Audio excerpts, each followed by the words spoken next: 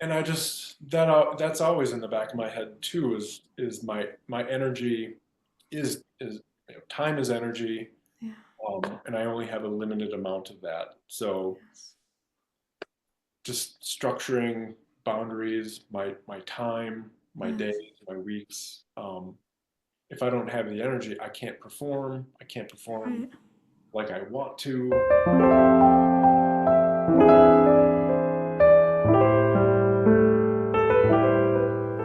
Welcome to Sensitive Stories. This episode is for educational purposes only and is not intended as a substitute for treatment with a mental health or medical professional.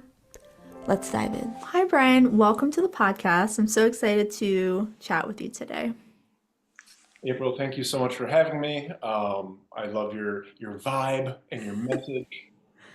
Been following you and hashtag stalking you for a while now, and it's so awesome to finally meet you on video and in the audio world. So, yeah. Same.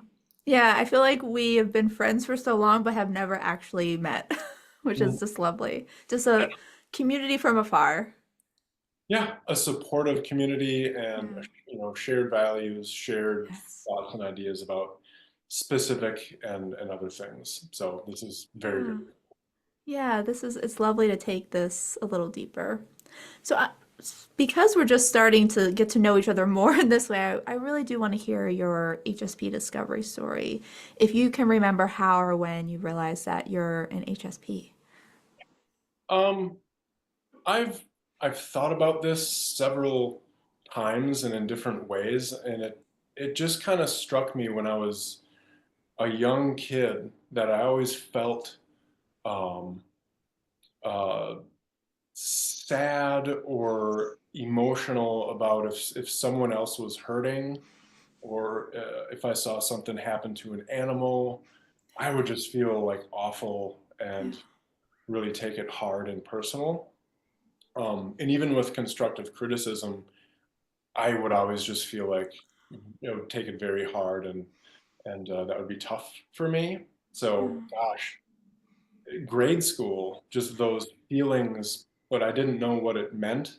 I Yeah. knew that I felt different and was noticing other students and my classmates and kids not really feeling or acting the way I did when those things happened. So it was kind of a gradual discovery, but I didn't name it until Yeah. uh, maybe 5, 6 years ago. Then I was like, aha, light bulb. Yeah. What the heck? So yeah, Yes. Yes. That is such a relatable progression of you knew something was different. You're so empathetic and aware. I remember feeling that way too of like if someone would be doing something to an animal that was maybe a little rough, I would really have a strong reaction where mhm, other kids would think it was funny. yeah, Um, but yep, yeah, yeah, and then it clicks into place later. yep. Yeah. I can't remember the moment that Elaine Aron popped into my universe, but I Yes. knew that was like quite um, powerful Hmm. to just look at the book, glance through the book, devour the book, Yep. understand the connection there, and finally just put the book out on our coffee table for my wife to see. Uh-huh. And that was her introduction, more or less, to like, this is an identifiable thing. Yeah. This is, nameable, and it has a name, and it's definable. It's not just me being weird and quirky and different, but it's an actual thing. So Yeah. the education of, my wife and people around me, um, my parents, friends, bandmates, colleagues. It was just kind of this gradual progression of Hmm. educating those around me.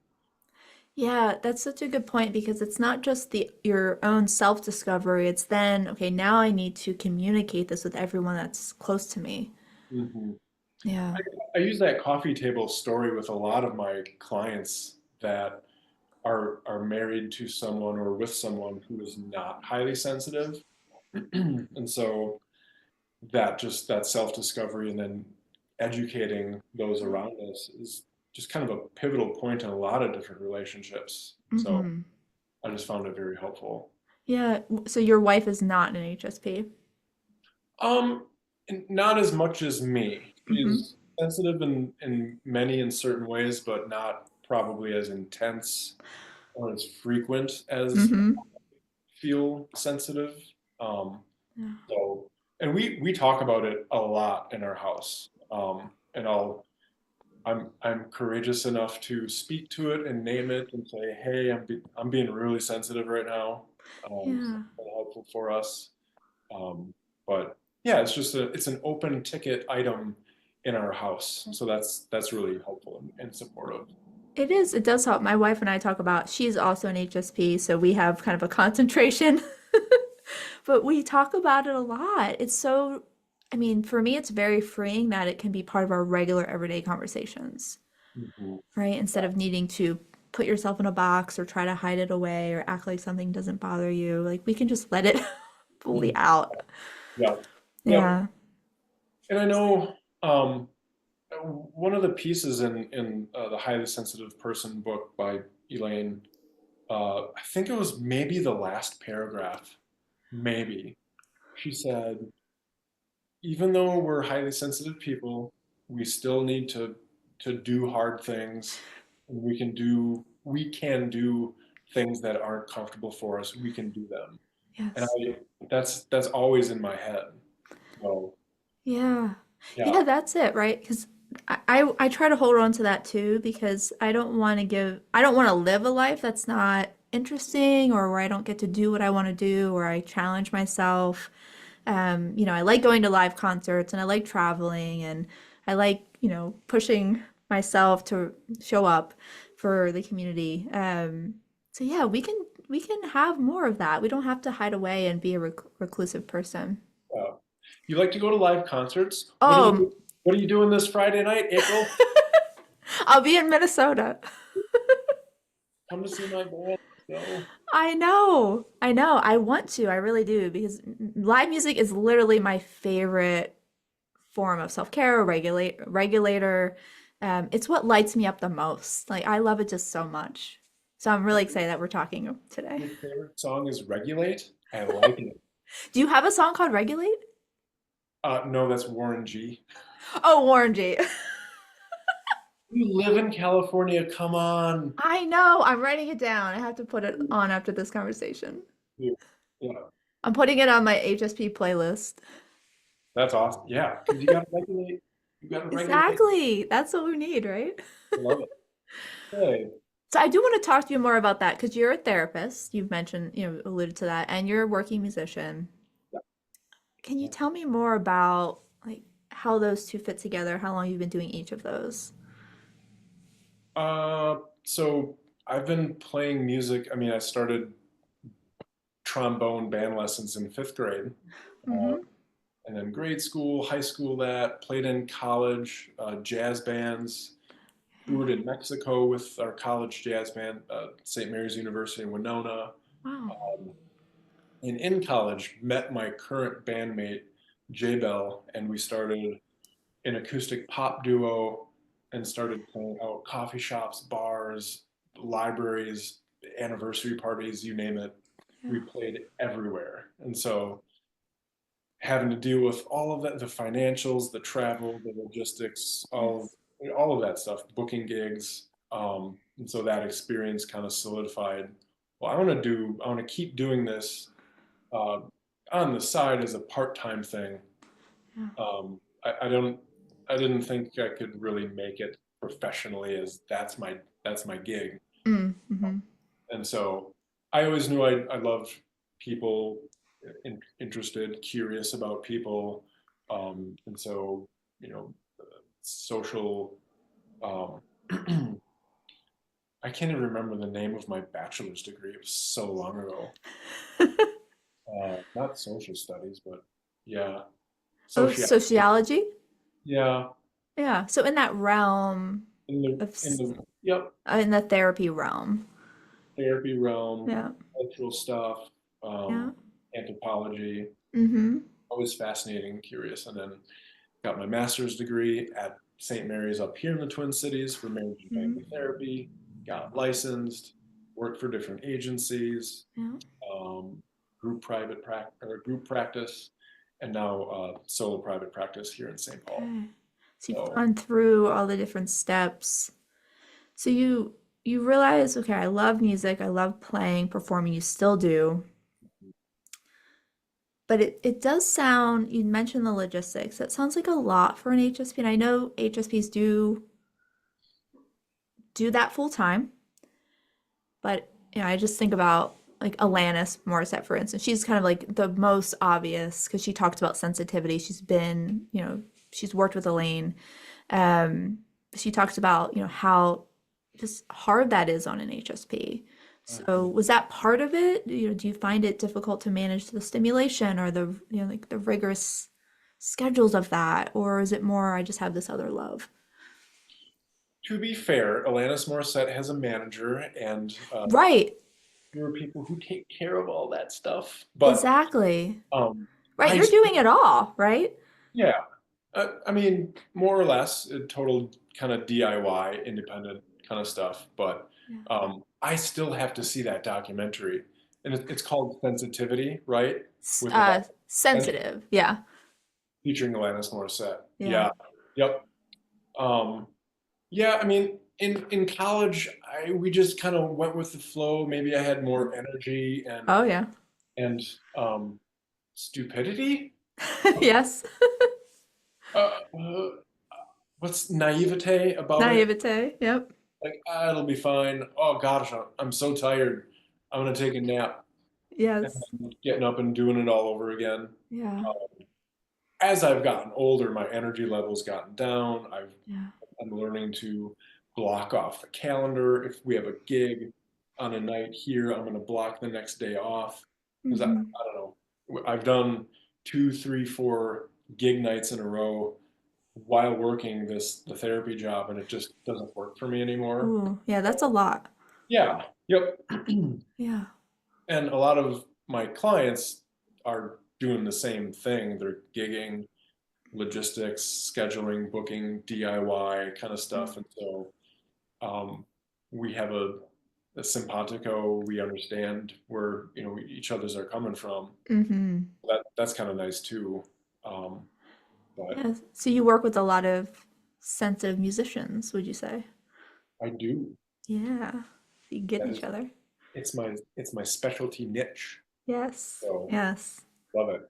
Yeah. Yeah. So you understand their world and the struggles that they're up against. Most of it. I mean, there's nuances that I might not understand, and I will be fully open and honest with them. They might be in a full touring, full-time band that is, touring internationally, and I've never really done that piece of it before, Yeah. but I can certainly meet them where they're at as far as Yeah. balancing home life, work life, touring, Mhm. expectations, boundaries. Oh my God, boundaries. You know, Boundaries. Yes. Can you say a little bit more about why that's so important as a musician? I would Or love to. Well, yeah. I know it's weird, but Ashton Kutcher Mhm. is an entrepreneur now, and he owns a business. And I read something where he would do what he needed to do first, right away in the morning, and send out his stuff. And then he would look at things that were sent to him. Mm-hmm. And I just that's always in the back of my head too. Is my energy is time is energy, Yeah. and I only have a limited amount of that. So Yes. just structuring boundaries, my time, my days, Yes. my weeks. If I don't have the energy, I can't perform. I can't perform Right. like I want to. Um, Yes. I've had performances where I'm embarrassed about how I felt during the Mm. show, and so I don't want that ever to happen again. So Mm. Mm-hmm. I Yeah, know it's hard. Yeah, very hard. Yeah. So, Because you're doing two things that take a lot of energy, a lot of emotional energy, supporting clients and showing up on stage. And I just think about going to a concert and just how much a musician puts in. I don't know that personally, but just witnessing it, of feeling it, mhm. um, that's a lot that you're giving of yourself. I do want to talk about how you balance that, but first, I'm just curious if you're open to sharing. When you say you felt embarrassed about how you felt, I guess I don't understand that as a non-musician. Would you be open to sharing a little bit more about what you mean by that? Uh, I think during the performance I'm thinking about, I felt grumpy because I was tired and I Mm, didn't get enough rest earlier in the day that I typically need to feel more energetic for a show. right. And knowing that I couldn't, and for some reason, I couldn't bounce back quick enough before I hit the stage. And I was just kind of feeling uh, a bit raw and Yeah. agitated Yeah. while during the show. Maybe there was a point during the show where I felt lighter and lifted and I kind of shook it off. But Hmm. the beginning of that show, I wasn't happy with. Um, Yeah. so I just learned throughout, the years to give myself plenty of time to rest, Yes. nurture myself and my energy, and Hmm. hydrate and all those self-care things before Yeah. a performance. So does that It make makes sense, yeah, because you're not showing up as your best self or the self that you want to. Um, yeah, I can't, I'm just thinking about that general feeling of I'm agitated and I feel kind of like my nerves are a little raw, and that's hard enough, but then to get up on a stage in front of people, that's so vulnerable. yeah, and it is, it is. Um, but I also am aware that I can put on a face and Sure. make it till I make it and do Yep. that whole thing, but inside, I know Yeah. what's going on, and I'm not happy with that Mhm. deep feeling of disappointment in myself. Um, so, yeah, Yeah. That makes a lot of sense because it's only we know how we feel, and other people they don't notice that nuance of like, oh, that person isn't showing up 90%, 100%, whatever it is, but we feel it. We know yeah, it. Ah, yeah, yeah, yeah. It's yeah. so relatable. Most of the time, I give, 98%, but that time I was probably giving 79%. So, Yeah, right. And isn't it interesting that I mean, I feel this, I hear this from my clients that even 79% isn't good enough. hmm, Right? And oftentimes our 79% is probably closer to someone else's 100% because yeah, we put so much in. But yeah, we're hard on ourselves and we care about what we're doing. you're not talking about perfectionism, are you? What? What? Hey, well, What is that? I don't know anything about that. come on now. No, I it's true. It creeps in everywhere. Cheers. think I almost have that same coffee mug. Oh, do you? I love this one. Yeah. Yes, it's so pretty. Made by a therapist friend of mine. Oh, I'm maybe I've seen that. Huh. Potentially. I'm not sure. That rings a bell for me. Yeah. I don't know. Anywho, Yeah, anywho. Um, so it sounds like you have to be really intentional about just having enough energy to show up in these two worlds, as your therapist self and as your musician self. Um, I'm just wondering about that. How do you manage playing both of those parts? Because like I said, they both take a lot of you. Do you ever feel like they're competing or it's hard to hold both? I it feels like most of the time I'm able to balance the two, Mm-hmm. and you know, I look after a day of seeing clients and I know I have a gig that same night, Mm-hmm. you know, part of me is is tired and processing the day of therapy. Yeah. And part of me is really excited to get on stage and play trombone and sing and get that energy out. So Mm-hmm. that's one of my self-care necessities is moving my body, Yes. breathing, and singing and playing trombone. That's a lot of breath work. Yeah. I am practicing breath work as I'm performing and dancing and Yes. performing. I was born a performer, so I just love performing for folks, and that Mm-hmm. is, yeah. I would have to do something else creatively if I Yeah. weren't in a band and performing. If I were a therapist, Mm-hmm. you know what I mean? So Yes, absolutely. yeah. Right, because there's so many things you're doing that are regulating, releasing on stage, the breath work, the movements, um, the joy, right? Everything. Mhm. Yeah, it makes sense Well, that the, that's the helpful. joy the joy happens only when I'm performing perfectly. So Ah, yes. That right, perfectionism again. it's got to be at least above 79%. Yeah. But So it's important then for you to make sure that you can show up as as absolutely, best you can. yeah, for sure. Mm-hmm. And there's gonna be off nights. There's gonna be nights I don't perform like Yes. I would have hoped, but Mm-hmm. I'm doing the best I can and not, Yeah. intentionally trying to mess up or anything. So Sure. How do mhm. you how do you sit with those nights when you have given 79% or less and maybe you're not feeling great? How do you take care of yourself after that?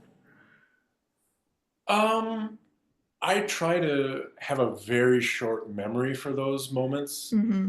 and those nights that I just don't feel I nailed it. Yeah. Um, so, but literally moving my body, getting on the bike, pumping some weights, free weights, Yeah. going for a 3 mile walk and just listening to Mm. other music besides um, that really helps kind of settle me and kind Yeah. of ground me. Mm-hmm.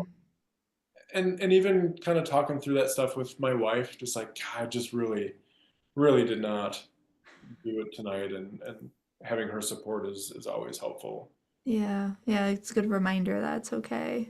Yeah, And it's okay to have shout off out, nights. shout out to my wife, Yes. Shout uh, out to your wife. What's your wife's first name? Angie.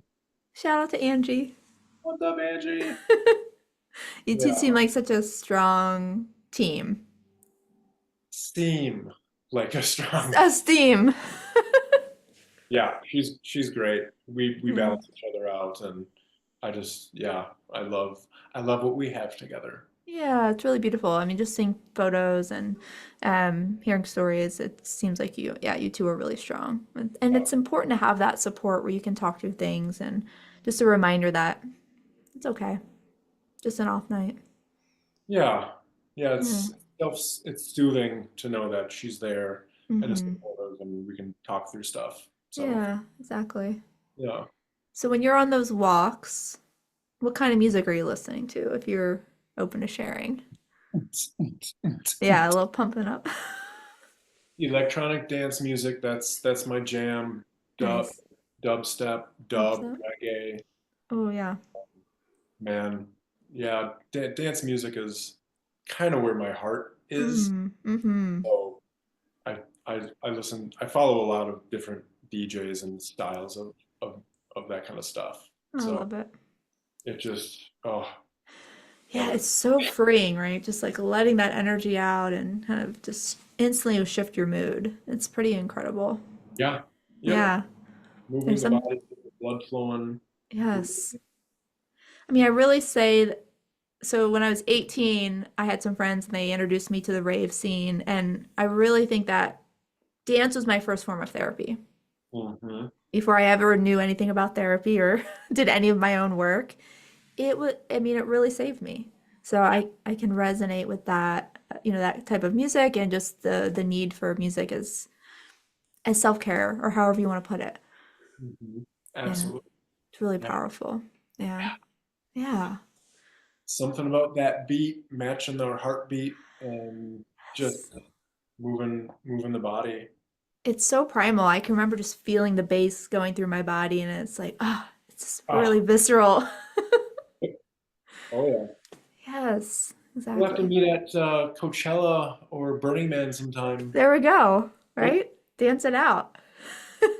Yeah.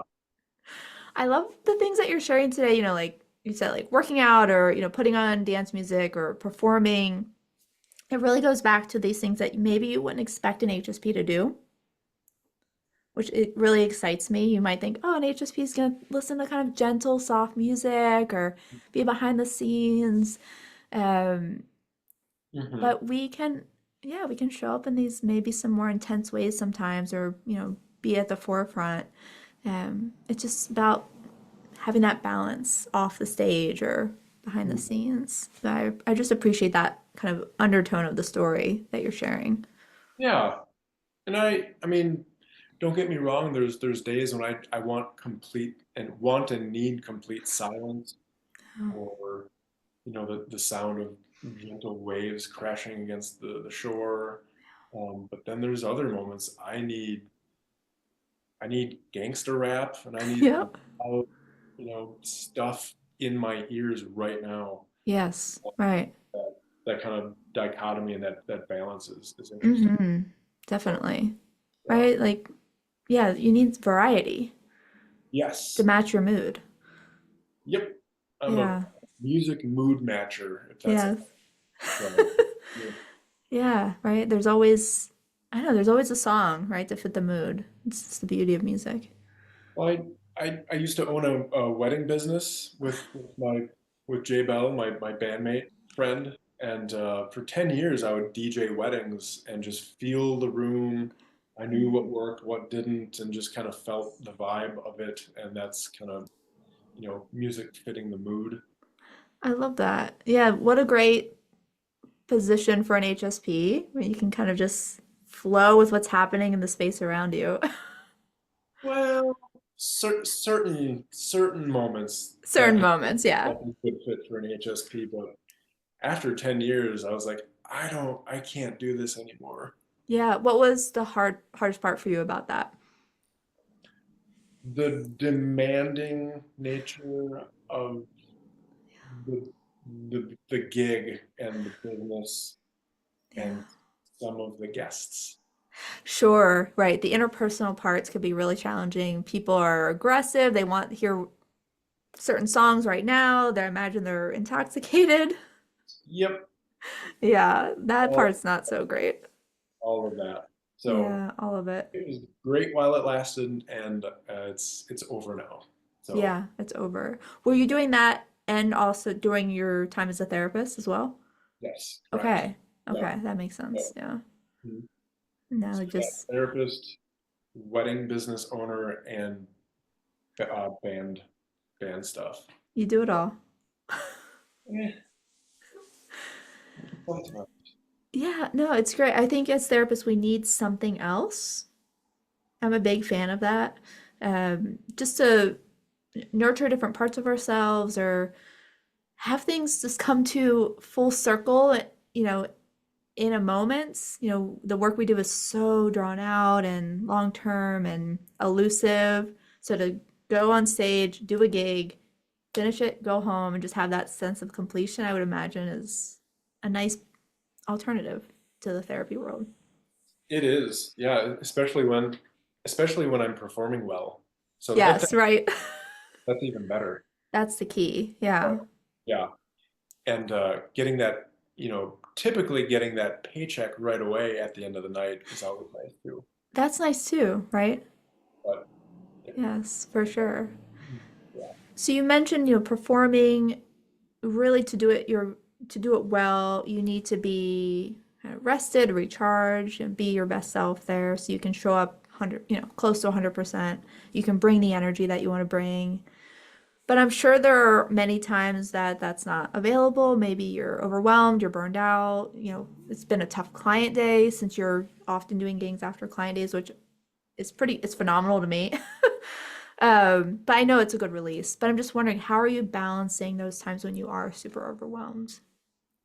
How are you managing through those? Um, I never really used to be a napper, Mm-hmm. take naps. I don't ever remember taking naps in college or even immediately after college, but they've been really um, uh, miraculous for me over the last few years. I noticed that and I'm a napper where I can nap for 15, 20 minutes hard and just Mm. completely shut down Yeah. for 15, 20 and get up and be like, let's go. Okay. Wow. So that's been helpful. That's That's a great. really great tool that I think might be underrated, but I know that not everyone takes to naps that well. Mm-hmm. Some people need need 2 hours to completely shut down and recharge, but I I can do it in 15 or 20 and that will help me. Yeah. So um but just some kind of transitional something. Uh, Mm-hmm. I'm a big hygiene person. So Mm. if working as a therapist during the day, uh, I need to shower and or clean myself Yep. of the day before I jump on stage. Somehow, I've got cleaning wipes and deodorant and cologne and just things to change it up from Yes. work day to I'm performing now. So Mm-hmm. that stuff is transitional stuff is really helpful for me. Yes. So important. Yeah. Yeah. Like there's something about showering off the energy of the day. It's a night, I mean, it's just, for me, it's so essential. Like I just need that switch as Yeah. well. Like, okay, I'm letting that go. It's also very regulating to be in the shower. It's Mhm. good. It's a good chamber to process and let go of things. Oh yeah. Yeah, it's great. I've written so many songs in the shower Oh, right. Yeah. and just kind of watching the day go down the drain is nice for me. Ooh, that's a song idea. I know. That's great. Copyright Brian Zirngible. Right? Yeah, watching the day go down the drain. It's so poetic. 'Cause that's Mm. truly what feels like it's happening. Mhm. Just releasing it. Yep. Mm-hmm. Letting it go. Mm-hmm. Oh, And if you can't shower, I love this, like the symbolic cleansing, maybe doing something else instead. yeah. Just Yeah. create a shift. Coconut wipes. Coconut wipes. Yeah. Cleansing coconut wipes. Made of coconut or smelling like coconut? Uh, uh, hygienic coconut scented wipes. Oh, I like this. Yeah, they're like baby wipes but for I adult don't. musicians. I just made that up. I don't know. Did you No, know I also do stand-up comedy? I did not know. I'm seeing that now. I'm just starting now. So Are you really? no, but I love comedy. That is another Yeah. self-care thing. Do you Um, ever tell jokes or stories on stage? I used to back in the other group that I was in, but currently the group that I'm in doesn't really cater to that type of performance. So Got it. Got it. yeah, but Mm-hmm. we all love and enjoy and appreciate comedy, stand up, improv. Um, Yes. yeah, improv comedy for sure helps me kind of transition therapist, musician, performer too. So Can you say more? What do you, I don't know much about improv, so I'm just curious what you mean, like how that helps, or what that looks like. I mean, even with this interview that we're doing, I'm doing some improv stuff, thinking off the top of my head, That's true. coming up with ideas and shifting and moving. Um, Mm-hmm. as therapists, we have to do that all the time because Truly. we don't know what story our client might share, how we're going to react to it. Yes. I truly believe that therapists should be trained in a little bit of Mm-hmm. improv comedy, sprinkle some humor in with the therapy process so it's not so heavy all of the time. Yes. Such a good regulator, right? To have a moment of levity or just a shift. Yeah, Absolutely. and learning the timing of that too. Like when can you should you sprinkle a joke in? Maybe not now. Right. Let's wait. You know, Yes.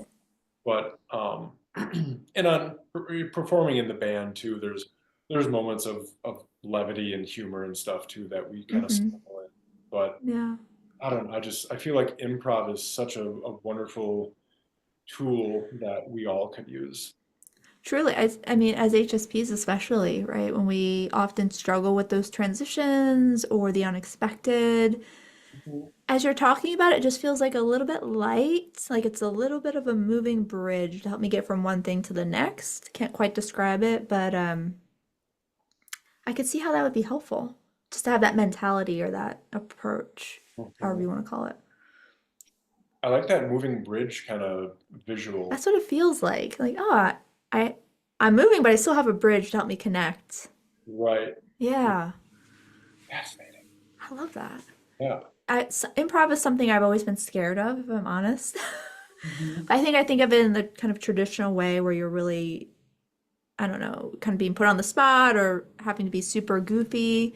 But I love this idea of it. It could come into everyday life, Mhm. and we're probably doing it naturally. We don't even realize it. You're probably doing it right now. Probably because I'm just coming up with questions on off the top of my head. You are. No, you're not. You sent them to me before we even started. No, I know, but I've added in a bunch. I know. Just because I it's a fascinaning conversation, and I've known you from afar for so long. I'm like, now's the time I can ask bring it on. Let's go. questions. No, um, no, this is makes sense for an HSP for everybody, but especially for an HSP who might need that little bit of an extra support and being flexible. Yes. Yeah. Yeah. Flexibility, resilience, going Yes. with the flow, not Yes. being so rigid with either expectations or agenda. So it's just always kind of nice. Yeah. Absolutely is. Yeah. So I'm very curious. You know, you're a musician in the community where you see clients. Do those worlds intersect at times? Like, do you see clients at shows, or are you working with, you know, being a therapist to clients you've seen on stage? Does it get a little bit, does it overlap? Yeah, it sometimes can, and I'm very transparent and open about those two different worlds. And because it is my specialty, I'm still working as a musician in the community. I'm upfront and open about that. It's on my website. Informed consent is pretty huge. Yeah. Um, but we always talk about it from the very beginning. If a if an artist or a musician reaches out to me for therapy, we'll talk about what different worlds we inhabit within the music Hmm. community, and if there is too much overlap within the two of our worlds, I need to decide whether or not it's ethical to do that, Yeah. to work with them, and we'll just talk about it and decide together, hey, our worlds are far enough apart and different that I think I would be okay seeing you as a client. Hmm. But if our worlds are a little bit too close and intermingled within the different musician sectors of the Twin Cities, then I decide that this will not work for us. Hmm. So I refer and provide a bunch of referrals for other awesome therapists in the Twin Cities that work with musicians and um, artists around the area too. So Hmm. but again, it's always an open discussion. If Yeah. we do see each other out and about happenstance, we'll talk about it the next session and see how it was for everyone, and just be really above board with that. Hmm. I love it. But It sounds like this kind of collaborative boundary setting where you join with the client and just see, you know, does it make sense to work together or not? And if we do, we when we bump into each other, what does that look like? yeah, for And just sure. talking about that up front, such a good Yep. lesson. Hmm. Oh, I'll avoid you. You know, Yeah. we both might be drinking alcohol if we're at the same show. We might, Hmm. First Avenue or something, and I might be with my wife, I might be with friends, and so I'll just we'll just talk about it Yeah. without And shame or, embarrassment. But right, like you're a therapist, but you're also a human and a fellow musician. Um, I think that's really, yeah. I don't know, just normalizing. Like you get to have your life and you Hmm. may be seen out in the world outside of the therapy room. And I do think that that is one of the reasons why a lot of the male musicians reach out to me is because I'm part of the scene that they're in, and they know that I get it. Yes. So to feel validated and just normalizing those kind of unique challenges is good for them. Yeah. So, but then we just have the discussion about, will our worlds collide and intermingle more so than not? Hmm. And are we all okay with that? So, Yeah. Yeah. It's like you said, going back to that informed consent. yeah, yep. Yeah. And it's so important to work with someone who understands you, maybe looks or has looks like you do or has similar experiences. I imagine that the sensitive men you work with have a similar experience. Like, oh, you get it. I only work with men that look like me.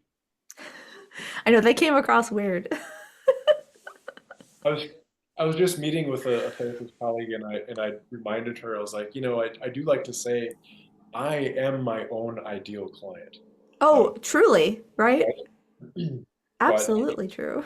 yeah, but they have to wear a jean shirt and wear the Wild Things Are t-shirt to I their son. thought, yep, has to be that specific. I thought that's what your shirt said, but I wasn't sure. It's confirmed now. Eh, Oh, let's get a visual. There we go.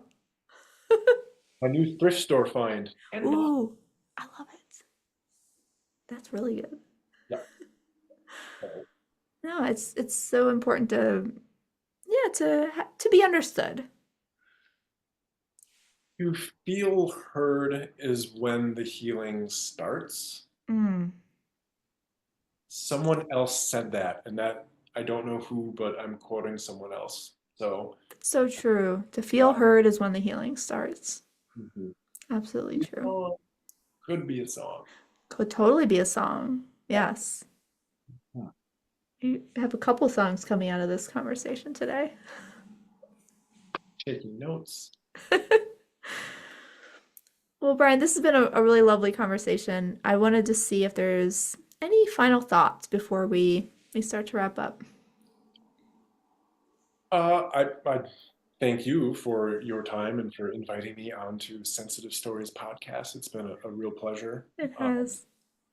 I guess if anyone listening is curious about their sensitivity or their partner's sensitivity, just to explore that a little bit and kind of look into um, the dynamics of what that means, learn a bit about it, be gentle with yourself and or with your loved one, if you know someone, um, and just I don't know, educate yourself about Yeah. stuff and how highly sensitivity shows up within people and even out in the community too. Hmm. It's fascinating to realize that 20% of us are HSP. And Yes. I have to remind myself of that sometimes. That Yeah. 1 out of 5 people, are highly sensitive. So Yeah. it's just You're another. not alone. I'm not alone. I'm not alone. You are Yeah. not alone. Yeah. Yeah. Yeah. It's so true that, we do make up a larger percentage than I think we realize because sensitivity is so pushed underground and we're pressured to show up like non-HSPs. But there are many of us out there, and if you realize that you are sensitive, just slide that book across the coffee table. Nailed it. Yep. Yes. Yeah. Yeah, it can start there. Mhm. And I think, it's such a good reminder that learning about our trait, who we are as sensitive people, so essential. Like really understand yourself. You know, if you've noticed growing up that you're different, you're more empathetic or anxious or, perceptive, maybe there's more to it. Maybe you're part of the club. Join the club. Join the club. Welcome here. It's pretty great, actually. It's not bad. Yeah, it's Yeah, not bad. yeah. I like it. I love it so much. Yeah. Um, well, Brian, thank you so much for this. This was a joyful conversation. I really loved it. I'll be sure to share your website, your social media in the show notes for folks who want to reach out to you. Um, yeah, I hope we'll do this again soon. Absolutely. Thank you so much, April. I appreciate it. Of course.